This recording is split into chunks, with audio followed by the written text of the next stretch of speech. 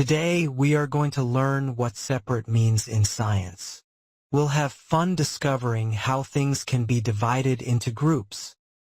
When we separate something, we split it into smaller groups.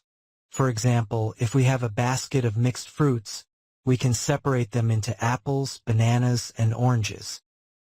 In science, we separate things to study them better or to use them more easily. Imagine you're a scientist trying to understand rocks and sand. Separating them helps you learn about each material. There are many ways to separate things. Sometimes we use a sieve, like when separating sand from rocks. Other times, we might use water to separate oil from water.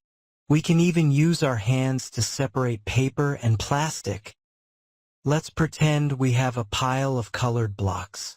Can you help me separate them into red, blue, and yellow piles?